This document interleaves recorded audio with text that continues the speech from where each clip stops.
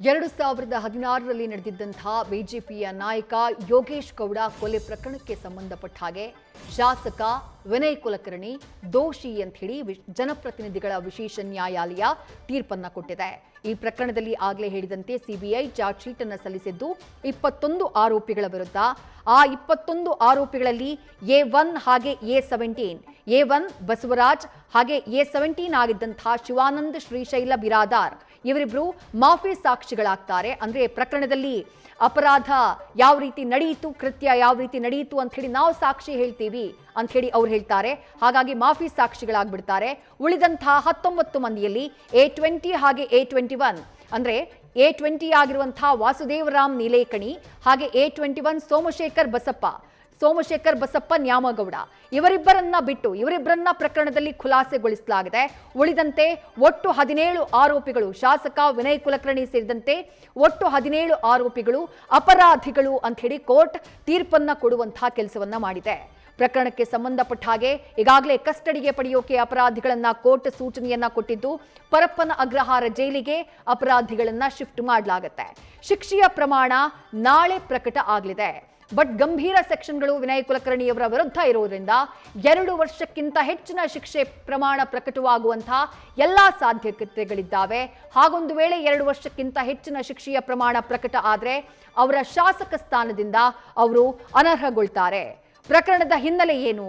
ಯೋಗೇಶ್ ಗೌಡ ಜಿಲ್ಲಾ ಪಂಚಾಯತ್ ಅಧ್ಯಕ್ಷ ಪಟ್ಟವನ್ನ ಏರೋಕೆ ವಿನಯ್ ಕುಲಕರ್ಣಿ ನೆರವಾಗಿರ್ತಾರೆ. ಒಪ್ಪಂದದಂತೆ 1 ವರ್ಷದ ಬಳಿಕ ಅಧ್ಯಕ್ಷ ಸ್ಥಾನವನ್ನ ಯೋಗೇಶ್ ಗೌಡ ಬಿಟ್ಟುಕೊಡಬೇಕಾಗಿತ್ತು. ಆದರೆ ಅಧಿಕಾರ ಹಸ್ತಾಂತರ ಮಾಡದೇ ಇದ್ದಿದ್ದು ವಿನಯ್ ಕುಲಕರ್ಣಿಯವರ ಆಕ್ರೋಶ ಕಾರಣ ಆಗಿತ್ತು. ಇನ್ನು ಹೆಬ್ಬಳ್ಳಿ ಜಿಲ್ಲಾ ಪಂಚಾಯತ್ ಸ್ಥಾನಕ್ಕೆ ಯೋಗೇಶ್ ಗೌಡ ನಿಂತಹ ಟೈಮ್ನಲ್ಲಿ ಎಲೆಕ್ಷನ್ ನಡೀಬೇಕಾಗಿದ್ದಂತಹ ದಿನವೇ ಯೋಗೇಶ್ ಗೌಡನನ್ನ ಅರೆಸ್ಟ್ ಮಾಡಲಾಗಿತ್ತು. PSI ಮೇಲೆ ಹಲ್ಲೆ ಎಸಗಿದಂತಹ ಆರೋಪದಡಿ ಬಂಧಿಸಲಾಗಿತ್ತು. ಹೀಗಿದ್ರೂ ಜೈಲಿನಲ್ಲಿದ್ದಾಗಲೇ ಜಿಲ್ಲಾ ಪಂಚಾಯತ್ ಚುನಾವಣೆಯನ್ನ ಯೋಗೇಶ್ ಗೌಡ ಗೆದ್ದಿದ್ರು. ಇದು ರಾಜಕೀಯ ವೈಷಮ್ಯಕ್ಕೆ ಕಾರಣ ಆಗ್ಬಿಡುತ್ತೆ. ಚುನಾವಣೆಯಲ್ಲಿ ಗೆದ್ದು ಬಂದಂತಹ ನಂತರದಲ್ಲಿ 2016ರ ಏಪ್ರಿಲ್ನಲ್ಲಿ ಜಿಲ್ಲಾ ಪಂಚಾಯತ್ ಸಭಾಭವನದಲ್ಲಿ ಆಗ ಜಿಲ್ಲಾ ಉಸ್ತುವಾರಿ ಸಚಿವರಾಗಿದ್ದಂತಹ ವಿನಯ್ ಕುಲಕರ್ಣಿ ಅವರ ಜೊತೆಗೆ ಯೋಗೇಶ್ ಗೌಡನಿಗೆ ಮಾತಿನ ಚಕಮಕಿ ನಡೆದಿತ್ತು. ಈ ಘಟನೆ ಕೂಡ ಇವರಿಬ್ಬರ ವೈಮನಸ್ಸು ಹೆಚ್ಚಾಗುವುದಕ್ಕೆ ಕಾರಣ ಆಗಿತ್ತು.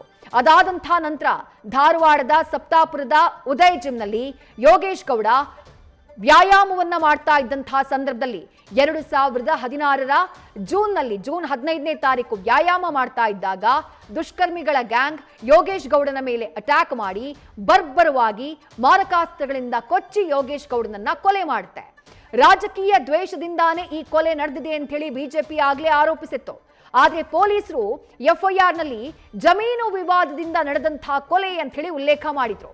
ಹೆಚ್ಚಿನ ತನಿಖೆಯನ್ನ ನಡೆಸೋಕೆ ಆಗ ಜಗದೀಶ್ ಶೆಟ್ಟರ್ ಸೇರಿದಂತೆ ಅನೇಕ ಬಿಜೆಪಿಯ ನಾಯಕರು ಆಗ್ರಹವನ್ನ ಮಾಡಿದ್ರು. ಆಗಿನ ಗೃಹ ಸಚಿವರಾಗಿದ್ದಂತಹ ಡಾಕ್ಟರ್ G ಪರಮೇಶ್ವರ್ ಅವರ ಮೇಲೆ ಒತ್ತಡವನ್ನ ಹೇರಿದ್ರು. ಆದ್ರೆ ಸರ್ಕಾರ ಹೆಚ್ಚಿನ ತನಿಖೆಗೆ ಮುಂದಾಗಿರಲಿಲ್ಲ. ಆ ಬಳಿಕ 2019ರಲ್ಲಿ BS ಯಡಿಯೂರಪ್ಪ ಅವರ ನೇತೃತ್ವದಲ್ಲಿ ಸರ್ಕಾರ ರಚನೆಯಾದಂತಹ ನಂತರದಲ್ಲಿ ಪ್ರಕರಣವನ್ನ CBIಗೆ ಹಸ್ತಾಂತರ ಮಾಡಲಾಗುತ್ತೆ. ತನಿಖೆ ಆರಂಭ ಮಾಡಿದಂತಹ CBI ವಿನಯ್ ಕುಲಕರ್ಣಿಯವರನ್ನ ಈ ಪ್ರಕರಣದಲ್ಲಿ 15ನೇ ಆರೋಪಿಯನ್ನಾಗಿ ಮಾಡಿತ್ತು. ಕೊಲೆಯ ಸಾಕ್ಷಿಯನ್ನ ನಾಶ ಮಾಡೋಕೆ ವಿನಯ್ ಕುಲಕರ್ಣಿ ಅಧಿಕಾರವನ್ನ ದುರುಪಯೋಗ ಮಾಡಿಕೊಂಡಿದ್ರು ಅಂತ ಹೇಳಿ CBI ತನ್ನ ತನಿಖೆಯಲ್ಲಿ ಹೇಳಿತ್ತು. ಹೀಗಾಗಿ ವಿನಯ್ ಕುಲಕರ್ಣಿಯವರನ್ನ 2020ರಲ್ಲಿ CBI ಅರೆಸ್ಟ್ ಮಾಡುವಂತಹ ಕೆಲಸವನ್ನ ಮಾಡುತ್ತೆ. ಅಲ್ಲದೆ ಪೊಲೀಸ್ FIR ನಲ್ಲಿ ಇರುವಂತಹ ಆರೋಪಿಗಳು ಕೊಲೆ ಮಾಡಿಲ್ಲ ಎನ್ನುವ ವಿಚಾರವನ್ನ ಚಾರ್ಜ್ ಶೀಟ್ನಲ್ಲಿ CBI ಉಲ್ಲೇಖ ಮಾಡುವಂತಹ ಕೆಲಸವನ್ನ ಮಾಡಿತ್ತು. 2020ರಲ್ಲಿ ಬಂಧನ ಆಗೋದು ವಿನಯ್ ಕುಲಕರ್ಣಿಯವರದ್ದು. 2021ರಲ್ಲಿ ಅವರು ಸುಪ್ರೀಂ ಕೋರ್ಟ್ನ ಮೂಲಕ ಜಾಮೀನನ್ನ ಪಡೆಯುವಲ್ಲಿ ಸಕ್ಸಸ್ ಆಗ್ತಾರೆ. ಅದಾದಂತಹ ನಂತರದಲ್ಲಿ 2025ರಲ್ಲಿ ಸಾಕ್ಷಿಗಳನ್ನ ಬೆದರಿಸಿದ ಆರೋಪದ ಹಿನ್ನೆಲೆಯಲ್ಲಿ ಸುಪ್ರೀಂ ಕೋರ್ಟ್ ವಿನಯ್ ಕುಲಕರ್ಣಿಯವರ ಜಾಮೀನನ್ನ ರದ್ದು ಮಾಡಿತ್ತು. ಅದಾದ ನಂತರ ಮತ್ತೆ ಪರಪ್ಪನ ಅಗ್ರಹಾರ ಜೈಲಿಗೆ ಹೋಗಿದ್ದಂತಹ ವಿನಯ್ ಕುಲಕರ್ಣಿಯವರು ಕಳೆದ ಫೆಬ್ರವರಿಯಲ್ಲಿ ಜಾಮೀನನ್ನ ಪಡ್ಕೊಂಡು ಹೊರಗಡೆ ಬರ್ತಾರೆ.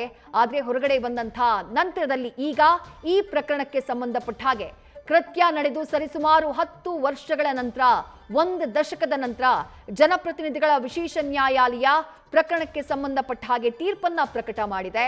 ವಿನಯ್ ಕುಲಕರ್ಣಿ ಸೇರಿದಂತೆ ಈ ಪ್ರಕರಣದಲ್ಲಿ ಇದ್ದಂತಹ ಒಟ್ಟು 21 ಆರೋಪಿಗಳ ಪೈಕಿ 17 ಜನ ಆರೋಪಿಗಳು ಅಪರಾಧಿಗಳು ಅನ್ನುವಂಥ ತೀರ್ಪನ್ನ ಜನಪ್ರತಿನಿಧಿಗಳ ವಿಶೇಷ ನ್ಯಾಯಾಲಯ ನೀಡಿದೆ.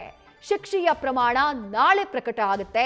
ಒಂದು ವೇಳೆ ಶಿಕ್ಷೆಯ ಪ್ರಮಾಣ 2 ವರ್ಷಕ್ಕಿಂತ ಹೆಚ್ಚಿಗೆ ಪ್ರಕಟ ಆದ್ರೆ ವಿನಯ್ ಕುಲಕರ್ಣಿಯವರಿಗೆ ಅವರು ತಮ್ಮ ಶಾಸಕ ಸ್ಥಾನವನ್ನ ಕಳ್ಕೊಳ್ಳಲಿದ್ದಾರೆ. ಇನ್ನು ಶಿಕ್ಷೆಯ ಪ್ರಮಾಣ ಪ್ರಕಟ ಆಗ್ತಾ ಇದ್ದ ಹಾಗೆ ಅಪರಾಧಿ ಅನ್ನುವಂತಹ ತೀರ್ಪನ್ನ ಜನಪ್ರತಿನಿಧಿಗಳ ವಿಶೇಷ ನ್ಯಾಯಾಲಯ ನೀಡ್ತಾ ಇದ್ದ ಹಾಗೆ ವಿನಯ್ ಕುಲಕರ್ಣಿ ಕಣ್ಣೀರನ್ನ ಹಾಕಿದ್ದಾರೆ. ಕೋರ್ಟ್ ಆವರಣದ ಹೊರಗೆ ಕಾರಿಡಾರ್ನಲ್ಲಿದ್ದಂತಹ ತಮ್ಮ ಮಕ್ಕಳನ್ನ ನೋಡಿ ಕಣ್ಣೀರಿಟ್ಟಿದ್ದಾರೆ ಅನ್ನುವಂತಹ ಮಾಹಿತಿ ಸಿಗ್ತಾ ಇದೆ. ನ್ಯೂಸ್ ಫಸ್ಟ್ ನಿರ್ಭೀತಿಯಿಂದ ನಿಮ್ಮ ಪರವಾಗಿ.